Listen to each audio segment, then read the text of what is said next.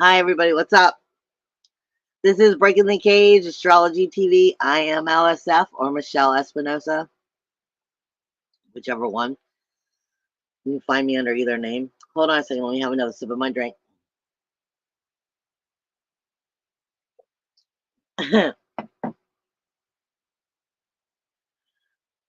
Wow. That's just where I'm going to start. Just wow.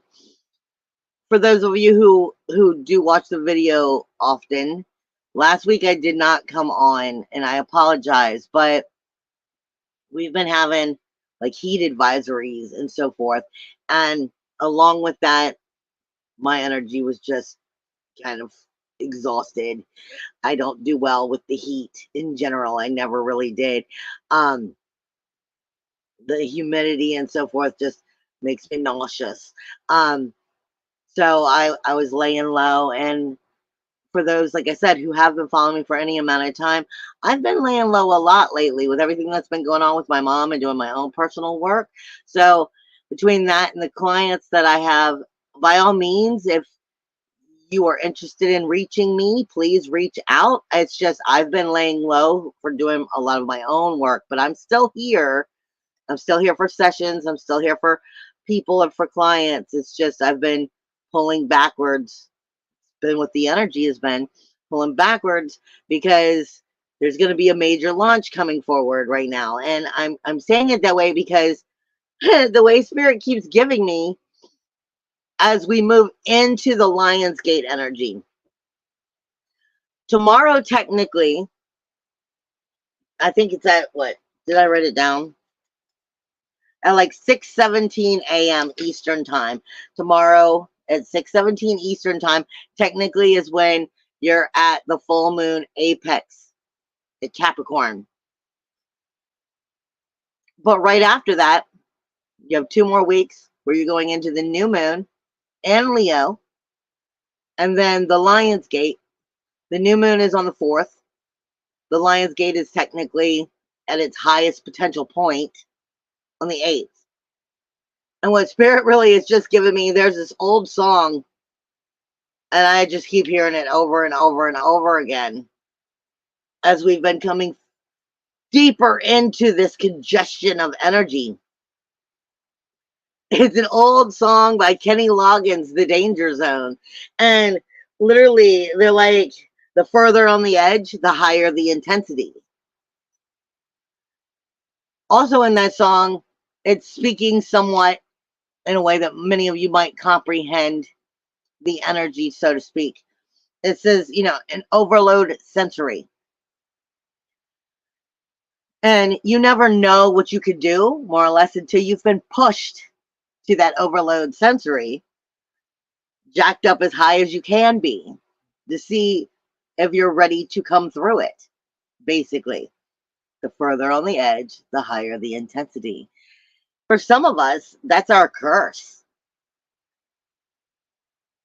As far as like karmic returns and karmic work that we brought ourselves back for, some of us can't reach that step into that next position because we have to have it drilled into us so much that we finally make the change. And that's part of what this energy is. And I say it that way because for some of us it's we've been getting hit again and again and again and again with similar ideas shaped differently, but similar ideas as to what has been keeping us back. Manifesting at this time is not necessarily the goal here. The goal would be manifesting at that new moon and that Lionsgate energy. I have been stating for the last month that we would, when we were in Cancer season, because we're now in Leo season, we're, more or less in the Leo season, and we're coming into that Lionsgate energy.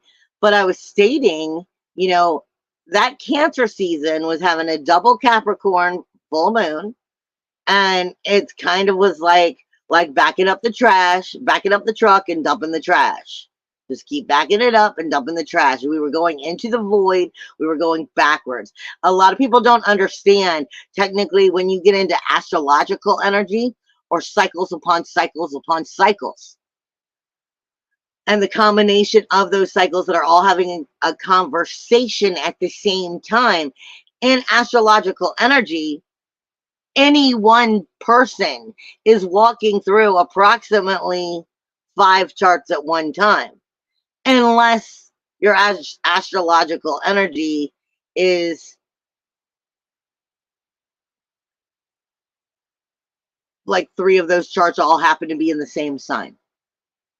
And what I mean by that is there's your sun sign, which is one of your illuminations. There's your moon sign, which is another illumination, but into the deeper aspects of yourself and your emotions. Then there is your rising sign, which is ultimately in the material world. Then there is the universal energy. Then there is the momentary energy, because during the day is going through all 12 signs as well. Then it goes into universal energy. Then we step into your sun sign. Then we step into your moon sign, and we step into your ascending sign. So I've been explaining that because as the sun was coming into Leo, you have to understand, when we have the Lion's Gate in a form astrologically, the Lion's Gate is seen as the astrological new year. It's the beginning of the year in a form, even though Aries is technically the beginning of the chart. But it's one of those areas of very high understanding. You got to understand, we're dealing now with not just regular astrology, but this is when we really start to look at things dealing with the Sirius star, which happens to be in Cancer. And I'm taking you back a minute because I happen to be a threefold baby, in the sense of I was born during the Lion's Gate and the thickness of the Lion's Gate portal. So I'm a Lion's Gate baby. But then I'm a Leo sun, a Cancer moon, and a Virgo rising. So I go through 3 12th houses one at a time. I'm in every sign, first house, second house, third house, all the way to the 12th house for 3 months straight, for what would be Cancer, Leo, and then Virgo. So every sign of mine, I literally spend 3 months in, whether it's my sun energy, my moon energy, or my rising energy. So I evaluate these energies very deeply. That's part of why I'm good at what I do, because I spend so much time in each energy. Now the sun just now coming in to Leo, where it is its ruler. It's been in Capricorn. I mean, it's been in Cancer for the last month, which means your sun energy, no matter what your sun is, the sun itself is been in its astrological 12th house. It's trying to be at its point of being reborn. As it walks in here and starts this Lion's Gate energy and this new moon on the 4th. So yes, for the last month, it hasn't just been about that Capricorn full moon. It's also been about the fact that every year at this time, the sun is going through its 12th house before it's reborn. It's reevaluating. It's illumination. It's identification. And where and how it's going to create and manifest its new beginnings for the new year. All right? And like I said, this last month has been like being in the void, being in the darkness, taking in a lot of the depths of ourselves as we start to move forward. And this is exactly, it makes perfect sense to why Spirit has given me, especially with, you know, the changes we've been going through since 2020, even before 2020, and understanding what true authenticity is. getting truly into the depths of soul inspiration, soul investigation, soul acceptance, really getting into some raw depths of accepting your good and your bad, your positive and your negative, all wholeness. That's what we're working towards, getting back to that wholeness so we can be back into the oneness. The further on the edge, the higher the intensity. We're really getting to more of that nitty and gritty. And that full moon taking place tomorrow morning, technically at 6 a.m., you're feeling that energy tonight. But this is Capricorn energy, the emotions of just how well has the foundation been set. Capricorn wants a return on its investments, plain and simple. Has the foundation been set properly? Has it, or is it still ready to crumble? How much work have you done over the last month to correct situations so as you move into the Lion's Gate and into this higher level of ascension, you're capable of reaching and achieving that goal? Understanding through much of mythology, much of the past, Egyptian and so forth, they always paid attention to the Sirius star as the Sirius star would rise. And the Sirius star has a lot to do with consciousness energy. It is in a form stepping into God consciousness. But the Lion's Gate itself has to do with the earth lining up with that Sirius star, with Orion, and I think the Pleiades, if I'm remembering correctly, which typically we see as good fortune and a lot of positive consciousness.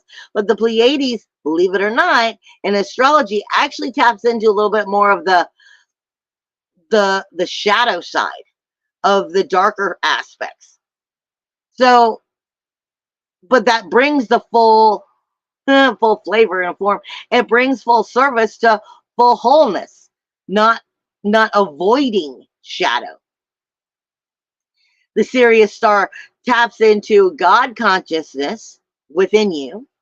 It taps into that Thor's hammer, which also is, has a lot to do with that Pluto energy right now, as it's getting ready to go back into Capricorn in this retrograde.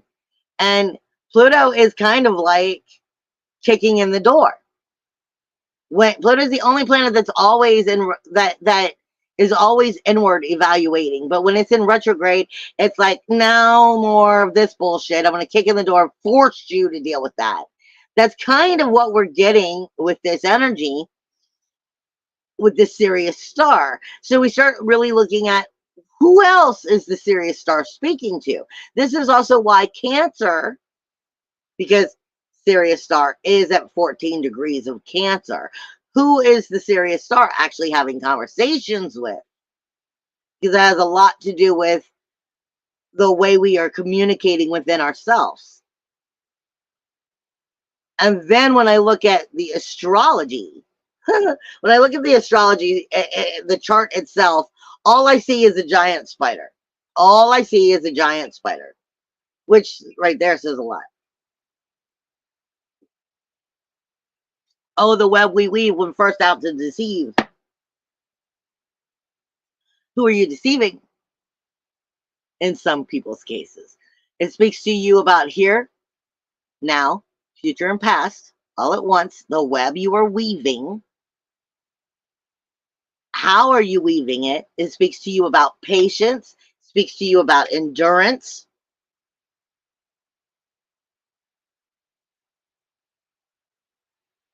What did I do? Skip a page? Interconnectedness, trust, patience, creativity, shadow, independence, perseverance. It's the web creator. It's a weaver of energy. What are you weaving into your future as we come up through the Lion's Gate and then into the next eclipse season? So it's really going how defined and how strong of the foundation have you created? Because, like I said, this full moon in Capricorn wants to return on its investments. Capricorn is the coldest of energies. It is methodical. It's very grounded, and let me be cold and make sure that I've set all of the stuff that I have to correctly so that I can stop being cold, so that I can, make sure I've set it properly. It's a very active energy. It's the masculine energy, speaking to the inner feminine. So speaking to your inner balance of light and dark, truth, false, denial, the web we are weaving, and just how well are we weaving it. Remember, spiders catch their food in the web. They have patience. They know to wait for it. All things are going to come their way. They have the patience. So this is, like I said, not the time necessarily for manifesting. This is the time for acknowledging what corrections need to be corrected, and then aim that manifesting and that redirecting of energy into that that new moon in Leo, and that Lion's Gate energy into that God consciousness, into that Thor's hammer, into that adjustment, that change. It's the enlightened teacher in a form. It's Loki. It's also speaking to you of just divine reflection, a lot of mirroring going on right now. On top of it, we are coming into the fact you still have a lot of retrograde energy.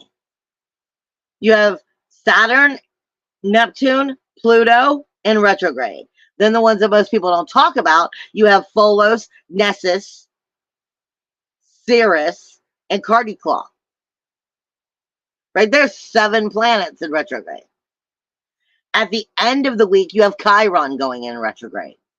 8. This is still a lot of inward reflection. Right as we walk up through that God consciousness, through that Lion's Gate, through the rebirthing of the sun coming into its ruler, and the portal that has technically already opened. There's more. I've been laying low, but I have been doing a lot of research along with the way the Schumann resonances and the solar flares, the higher intensities of the energies, and that vortexing energy between the earth and the sun, between, the M flares, X flares, the Schumann resonance and its heartbeat of the earth, and where some of that is actually coming into very low levels of hidden radiation.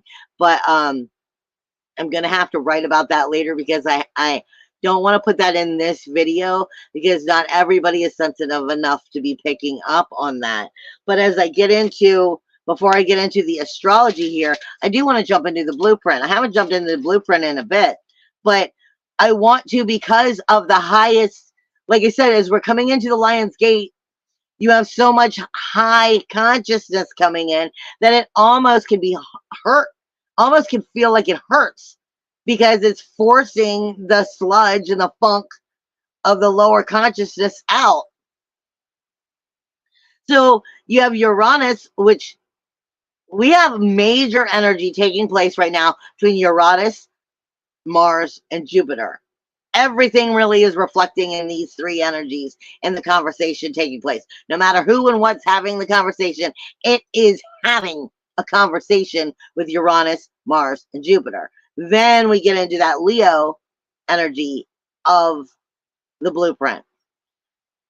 And I'm explaining to you because this is chakras all up and down the body. This is different organs and so forth, all how it is enduring and reflecting and coping with these energies that we are receiving as it is trying to unblock energies and find healing. You have Uranus, which is your independence, individuality, uniqueness, freedom, self-worth, self-value, self-esteem, because it's in Taurus.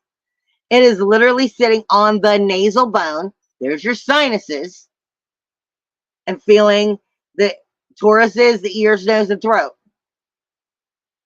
But it's on the nasal bone, it's on the lower jaw, and it's on the back of the neck, technically putting it right on the zeal point.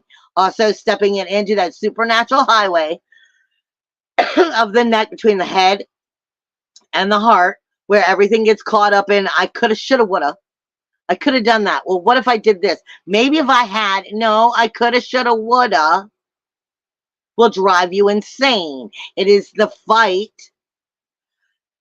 that we supernaturally have within our heart and our head, where the conversation isn't connecting, where we're still trying to be in control, trying to, I coulda, I shoulda, I woulda, well, what if, maybe if, da da da.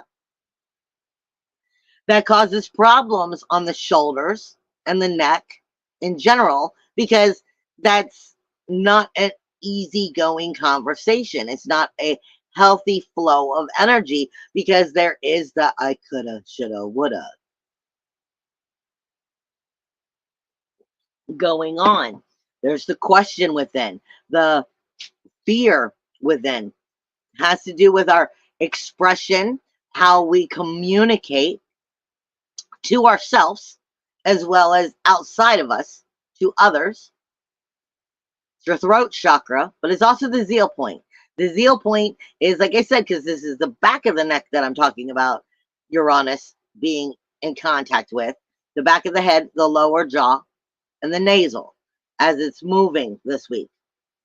And that is opening it up to the higher consciousness or lower consciousness. The zeal point connects directly to, what are you in consciousness with? What are you in vibration with? What are you accepting and connecting to? That lower energy can be causing more I coulda, shoulda, woulda, connecting more to ears, nose, and throat, having problems because you're fighting the ascension in some form. This is about forgiveness. This is about accepting, not necessarily forgiving outside world. It's about forgiving yourself, forgiving, what we do to ourselves, so the lack of understanding of what we're going through, how hard it is on us.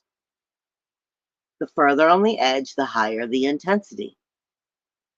Coming into zeal point, speaking to I coulda, shoulda, woulda, shoulder energy, neck energy, throat chakra energy, getting into the sinuses, which is going to affect the third eye.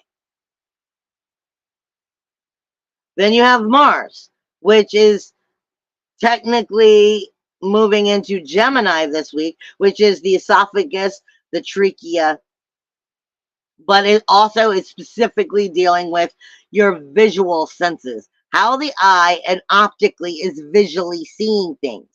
So if your eyes are acting up this week, that's your Mars energy, your inner warrior, your inner SWAT team, your inner belly dancer, as I like to call it. If your belly dancer is uncomfortable and unconfident, then how strong is the warrior going to be? Because Mars is also connected with that sexuality. So it's a little bit of sacral chakra in there, even though it's directly connecting with your eyes and how you're viewing the world. Ears, nose, and throat. All of this is all caught up in the same spot. But Mars going into Gemini is also connecting that inner warrior, that inner SWAT team, into that coulda, shoulda, woulda energy, talking right in here, which looks like a cross, but it's also connecting it to the arms. Pain in the arms, which is coming into that Leo energy. The arms, the shoulders, anything you have two of. Taurus itself, as Uranus and Mars is both moving through, speaks directly to your ears, nose, throat, but also your tonsils, your right eye, diseases that deal with the throat, or illnesses that also deal with the throat. Maybe in a higher swing this week, bigger levels of attack, or having situations being reoccurring. Just like I have sleep apnea, which is when you end up not breathing while you sleep and your throat closing. So, I tend to sleep with water next to me, drop it into my throat to open it back up. But I'm saying these are situations, as you're dealing with the week, understand that you may be dealing with the energy. And that's why I was saying when I started the video, the heat wave that was coming through isn't directly just heat, it's energy. Because you had people that were having problems with dehydration that never even went outside. It's not necessarily, this is what I'm trying to make you all understand. We have to really start thinking of it from a spiritual and energetic perspective. It's not necessarily being outside or around people, or the energy is in the air. So therefore, you are going to be connected to it no matter where you are. Higher levels of connection, according to more people being around, yes. But we have to start seeing things from an energetic perspective instead of from the way we were taught three-dimensionally to see it. You have Jupiter, which is the trachea as well. But you also have to understand Jupiter energy, again, is the arms, the shoulder, the hands, stepping into the lungs, anything that's dealing with breathing because of your two lungs. It's the right ear. Taurus is the right eye. Gemini is the right ear, which also has to do with the way that you are maybe receiving your downloads, conversations from spirit versus right or left. A lot of times, do I have it in front of me? Yeah, I do. Hold on. A lot of times, let me see. Right ear is usually speaking to you about outgoing action of physical growth. Information being told through frequencies of hearing the physical growth, even though you may not understand it. What the question should be is asking yourself, what steps is it that you're questioning yourself of doing or making? Because if you're getting those frequencies coming in, it's usually telling you, stop questioning yourself and do it. Make the forward movement, do it. It does have to do with aligning masculine energy, which is going to be dealing with that full moon. Then you also have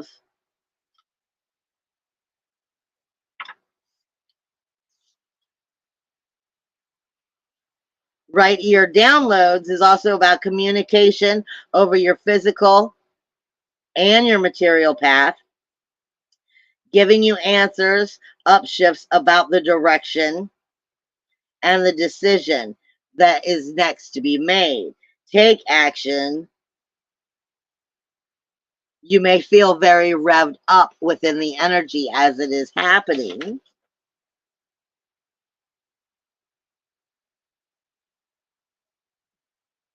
And since I'm getting into that coulda, shoulda, woulda, right shoulder issues are masculine in material and masculine in energy. It deals with alignments,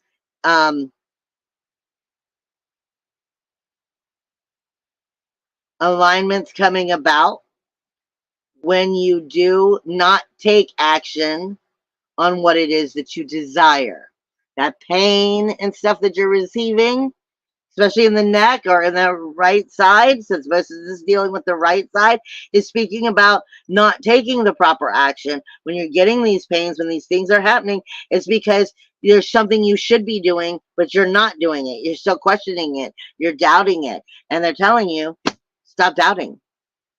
Like I said, this isn't necessarily a fast movement forward. That's coming more into the alignment of the Lion's Gate and the new moon. But this is still setting the proper foundations, correcting these issues so that we can move forward. As we're coming into, again, the blueprint, going into the Lion's Gate, remember, it's not just that the sun has left Capricorn and left that universal 12th house, but the sun is moving into the heart, your life force energy.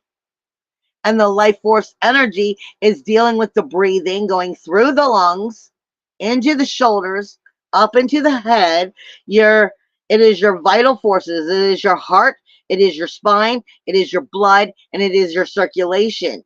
The sun also speaks to you directly about your eyes, your stomach, your bowel movements, or bowels in general, the spleen. These are all life force energies, things that have to happen in order for it to be healthy, the proper circulation. But you not only have the sun here, you have Mercury, which is moving out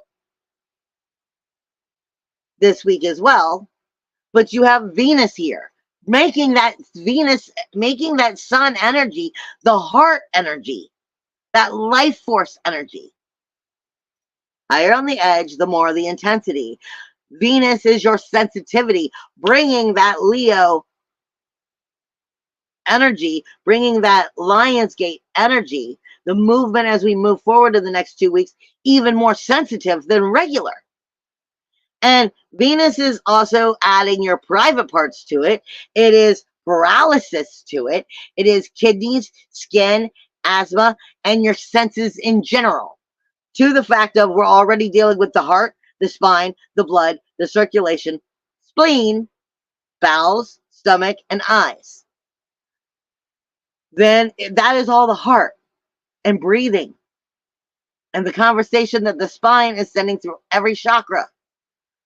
Then we're getting into that Jupiter coming back into your Gemini, coulda, shoulda, woulda, and that conversation going on in the arms and the chest.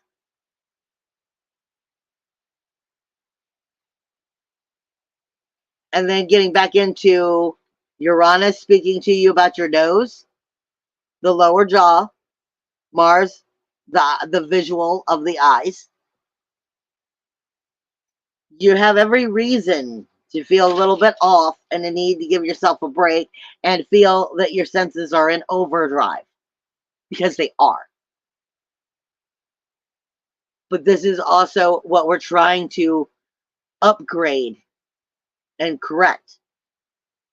Now, everything this week, like I said, is dealing with Uranus, Mars, and Jupiter in one form or another. This is speaking about personal identity and inner communication.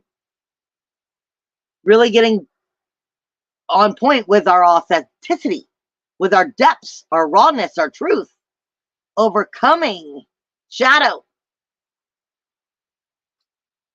incorporating our depths of our truth into the oneness, the wholeness of who and what we are, not being separated within ourselves or inner war within ourselves.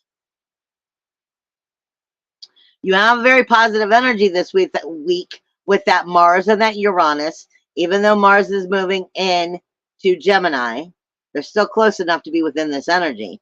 And it's speaking with Pluto, which is in that retrograde energy in the 11th house. It hasn't made it back into Capricorn yet. And then into Lilith, which is now in the 7th house.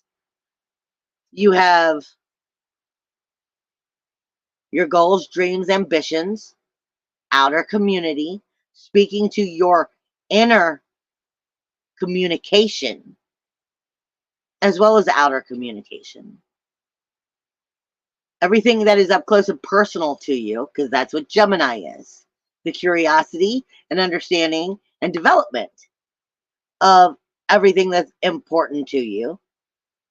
in the relationships, your goals, dreams, ambitions, the memberships, committees that you are a part of that help support creating that, coming back to that 7th house where you have the South Node. Where you have Lilith asking you, where is this being done for you? Where is it getting into the individuality of you and your dreams and your desires and communicating that into creating it into reality? Along with that Mars and that Uranus energy, that coming out of Taurus and into Gemini with that Mars, but Uranus will still stay in Uranus. Uranus will still stay in Taurus. Still close enough. You have major sextiles. Sextiles are good opportunities, but when you have too many, it becomes comfortable and you do nothing about it. And that is the key mistake. Going from that Mars and Uranus, it's going directly over to Neptune, which is in retrograde, and then up to Pluto. But going directly the opposite way, it is going to the Sun and then to Lilith. So technically, it's the Lilith is going from Lilith in the 7th house to the Sun in your creative house to Uranus and Mars in your 2nd and 3rd house, over to Neptune in the 12th house, and then over to Pluto in the 10th. The 11th. This is all about standing in the creation you want, not the one you got. This is about, even if your boots are shaking, because we're talking about Neptune here, which is creating your magic and bringing it back to Pluto. Goals, dreams, ambitions, standing in the power of truly honoring the wholeness of yourself. This is making sure that you're not put on the back burner, that you're feeling liberated, that you're feeling courageous, that you're communicating your depths of your truth, but that you're also understanding why and what you're feeling, the reasons you're feeling it, and why you want it. So that you can decide if that, in fact, is the good fact there. Because it's coming from the Sun. The Sun is illuminating the truth and the creative ability. But also coming from that 7th house with Lilith, going, well, what part of this is about you and the relationship you have with yourself and being responsible and creating it, and then forcing it all the way through into the outer world.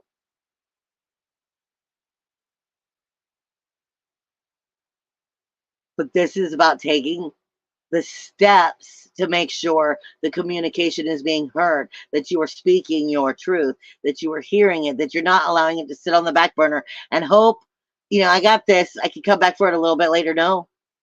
Sextiles mean, when they're on top of each other, mean that over time, what feels comfortable and you have time is not necessarily there. It is there now. Jupiter, which is in that Gemini energy, is also speaking with the North Node and Venus and Vista, which are in Leo. Vista is the keys to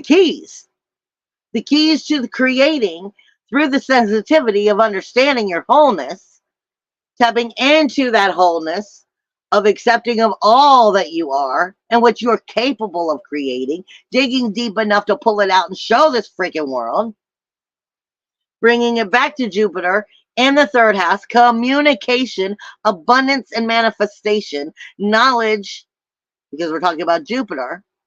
Anything Jupiter touches, it manifests on. Then going to the North Node, where you haven't been necessarily getting it right. Because the North Node is trying to teach you in that 1st house about being and seeing and acknowledging the true character that you are versus the one you want to be or the one you think you are. Truly crystallizing the depth here of where we're taking it. By seeing the truth. By getting sensitive, there's your keys. Venus is not love. Venus is your sensitivity to the depths of what makes you feel wonderful as well as what makes you feel despair and why. And it's in that fifth house speaking to you about what makes you tick, what makes you happy to be on this earth, what makes you happy to be part of this, and are you getting to be part of that? Are you getting to experience the parts that of what you desire? What makes you want to get up every day?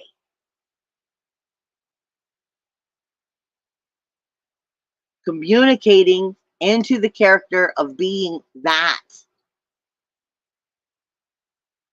You have the sun, which is getting along great with Neptune, which is illuminating what is possible versus what is illusion. The 12th house is the tricky house. Neptune is tricky in general. It's fantasy versus reality. Creation of magic or creation of illusion again and again and again and again and again in an endless cycle. The sun is illuminating if the cycle is endless or something new. Venus and Vesta again are getting along great with that north node. They've just left Jupiter out this time. So being honest with yourself is the key here. It always is the key, but especially right now. That's getting into that God consciousness, that Thor's hammer, that Sirius star energy. But I have to go back to that in just a second. I kind of overlooked that part. Chiron is getting along great with Mercury, the wounded healer. Speaking to Mercury as it comes out of Leo and goes into the 6th house, which is your mundane tasks, your daily routines. The energy diet itself. Going back to the 1st house, your character, and where that energy diet supports the character you believe yourself to be versus the one you may be, identifying with facts that need to change here and helping you to shift it. But when we get into, like I said, as we're coming to the Sirius star and we're coming into the Lionsgate energy of that God consciousness within, the Sirius star itself, going from Cancer, your inner emotional security, is speaking directly with that North Node about realizing who you are, reclaiming all of the power that is you. You can never lose who you are. You can't lose your authenticity. You can't lose the depths of you. You can misplace it. You can not know it, but it's there. The North Node is everything you need to learn in order to move forward about taking on the character that you are, stepping into the authenticity that you are, stepping into the divine path that you are, into that God consciousness. Inner emotional security cannot be taken from you unless you misplace it and you give it away to the outside world. And then that's reclaiming your power. That's what this is. That Sirius star is also trining Saturn, which is in retrograde in the 12th house of Pisces. This is saying shifting the boundaries. Again, shifting the boundaries for the healing that you've been denying yourself. That's the main two keys that Sirius star is communicating with. Where are you still stuck in your ways, the boundaries and the ideas and the belief systems that you had? It's keeping you from truly stepping into your God consciousness. Because that's where we're going as we come into this Lionsgate. The biggest challenges you have is that Jupiter, higher knowledge, abundance, manifestation, and the communication. There's also a moment of watching your word vomit, because once you've said it, once you've put it out there, you can't take it back. Even if it needed to go out, but maybe could have gone out a different way. It is communication, up close and personal. Jupiter is speaking directly with that Saturn, rules, walls, and boundaries. And the 12th house of where the healing's not taking place, and it needs to take place. The denials need to stop being in denial, getting into the raw depths of some of the worst parts of ourselves, and getting it back to the wholeness. Stop trying to put these pieces of ourselves as skeletons in the closet. Uranus, Mars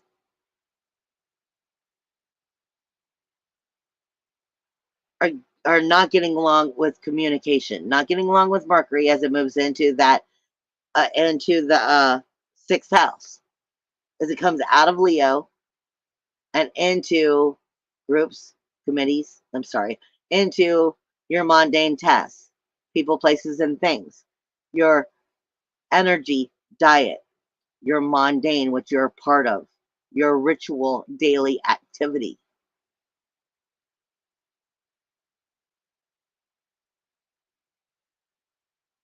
I'm hearing them say for some of you it's your morality, but it's your identification. It's your self-worth, self-value, self-esteem, liberation versus being naive, communicating honestly with the courage of who and what you are into your daily ritual. Some of you, that's your belief systems too. And the sun and Pluto, of course, are not getting along. Which in the beginning of this week, you have that Capricorn full moon sitting right there with that Pluto energy. And then it's left with the Pluto energy all week, because that sun and Pluto have not been getting along for a while. But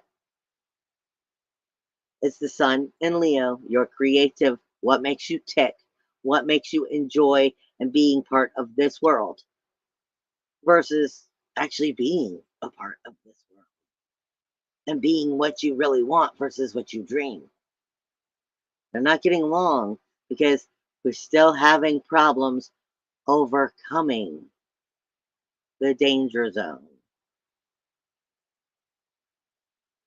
and being pushed to the edge. The higher the intensity, the further on the edge, the higher the intensity. And you never know what you can be until the overload kicks in and you step forward and become it. But there's a very fine line there of stepping into the highest parts of yourself versus being pushed into some of the worst parts of yourself. Still, either way, it's part of your wholeness. I love you guys. Bye.